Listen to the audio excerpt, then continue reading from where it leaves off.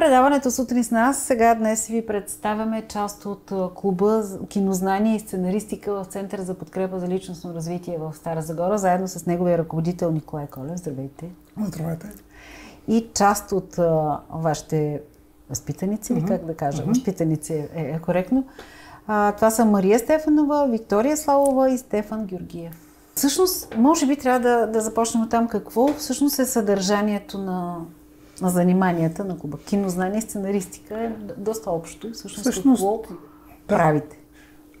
Правиме нещо, което реално се прави в киноучилищата. Понеже кино в училище не се преподава. Това се започва след като се завърши в академии, в киноучилища. И аз реално си следвам тази програма. А там основното е, ние гледаме филми не в час.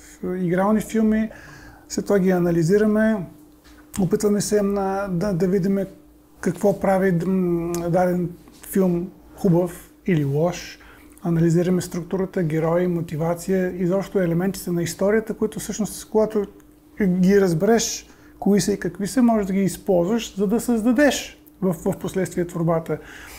И както каза Вики, това със сигурност помага и в училище, което аз им обещах още от самото начало, понеже анализа на филмовата творба не е много далечна от анализа на литературната творба, при което едното води към другото. Така че най-вече гледаме филми и анализираме, четеме сценарии и като десерт, черешката на тортата е в края на всяка година, ние се стараем да направим късометражен филм. Късометражен. Всяка година? Всяка година с всяка една от групите. Вие ли сте създател на програмата? Да. Или ползвате някакъв друг модел? Аз съм създател на програмата, така че старала съм се да я приспособя за ученици, понеже аз съм си учител, между другото. Аз съм дипломиран учител и да бъда сред ученици. А по какво преподавате? Литература и история. Но най-вече литература. А защо кино? Как стана това с киното? Киното си го нося цял живот. Това ми е било детската мечта. Реално, наистина, откакто съм 10 годишен, съм си казал, с това ще се занимавам някой ден. Така и стана. Да. Така, вие ли избирате филмите, които гледат? Да. Основно да, но давам свободата и на тях. Има ли филм, който им хареса, който им направи впечатление, веднага се слага на операционната и се... Последното заглавие, което гледахте, кое е? Един от най-интересните филми, които сме гледали, той е Piece of Apple Pie, се казва, парче ябълков пай, което е лично препоръка на господина. И е много интересен филм. Нека той да разкаже малко повече от неговата гледна точка обаче. Не, Piece of Apple Pie е по-скоро част от нашото... Той е в част от учебник. В смисъл, той е сценарий, късометражно филмче, но се радвам, че ме направи впечатление, защото това е още един пример за това как ние изследваме програма, която реално е за по-големи хора, но пък мене беше интересно. Това, между другото, беше една от първите мотивации. Какво би станало, ако сваля тази програма по-надолу, в училище? На по-млади деца. На по-млади, точно така, на по-млади, да видим дали те ще могат да абсорбират материята, защото ако да, това значи, че ние посяваме творческия талант още по-рано. А дали беше? Да, абсолютно да. Какви модели следвате в киното? Какви са вашите, да не кажа идоли, но хората, които харесвате, вашите авторитети в киноиндустрията? За мен не мога да кажа един определен човек. Аз съм човек с разностранни интереси. Гледам много различни жанрове, типове кино, тъй че каквото ми допадне, по принцип. Европейско не мога да кажа. Или американско кино? И европейско. И европейско. И европейско. Добре. Но и... Всички ли сте така? Има ли превес? Гледам защото това са различни стилове правене на кино. Абсолютно, да. Гледате всичко? Да, гледаме всичко. Аз лично гледам всичко. И сериали, и филми от различни жанрове.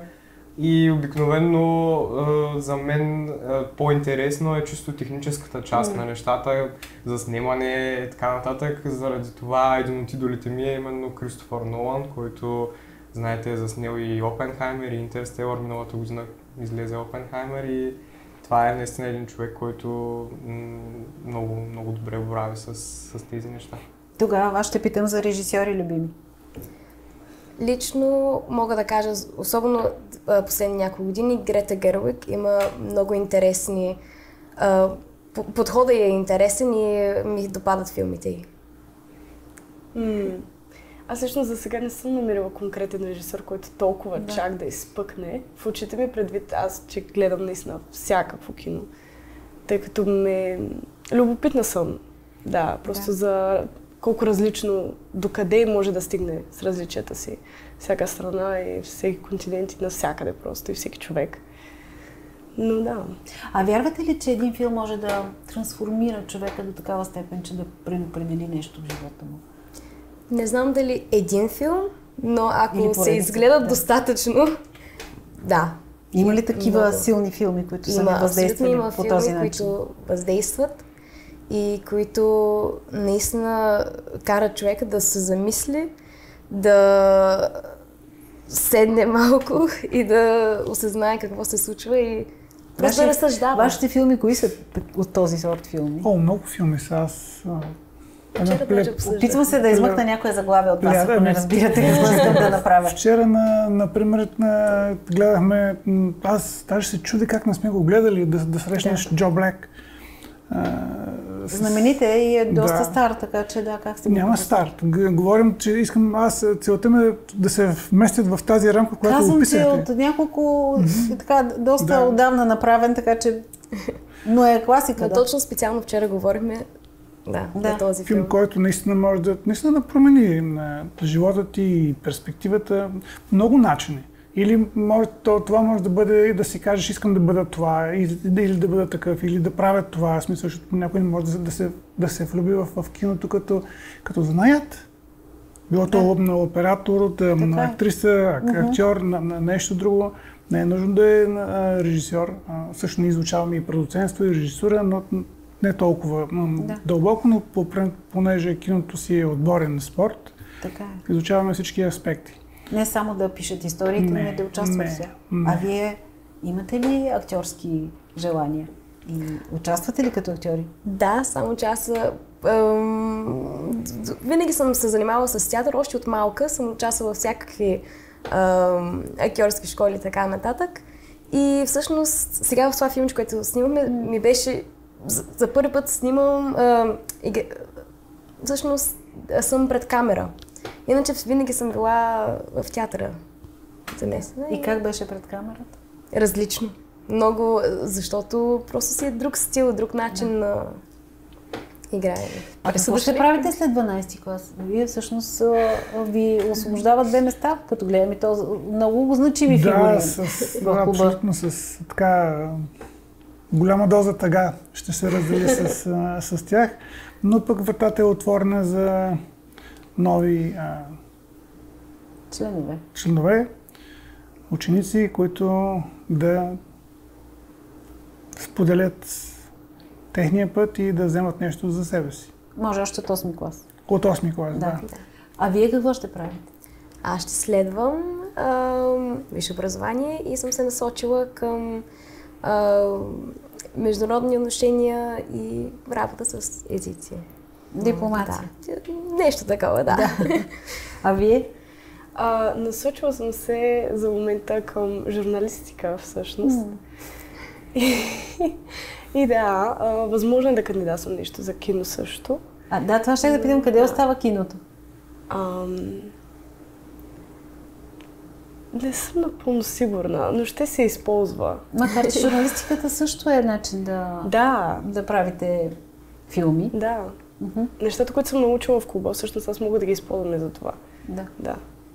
Добре. Вие сте още... Аз съм 11 клас за година. Да, до година. Но като ви гледам, имате някаква идея? И аз ще трябва да разочаровам, че киното ще остане хобби за мен. Но софтуерно инженерство до сега смятам да следвам. Но имам още една година, така че не знам какво ще ми поднесе съдбата. Обучението в изкуство обаче е нещо, което е безценно, така че няма значение, че няма да се занимавате с това. Ние това си го носим и няма да го изоставим. Ние с това започнахме, че те помагат да да се изгради личността. Да се обогати личността. Да се обогати прекрасно. А вече на къде ще тръгнат си техен избор. Пожелавам ви да сте успешни, където и да сте се насочили и да си намерите вашето място, защото това е много важно. Да правите нещо, което обичате. Благодаря. Да. И аз ви благодаря. Благодаря на вас. Благодаря. И успех пожелавам на клуба и на фестивала. Благодарим. Благодарим. Така приключваме с тази част.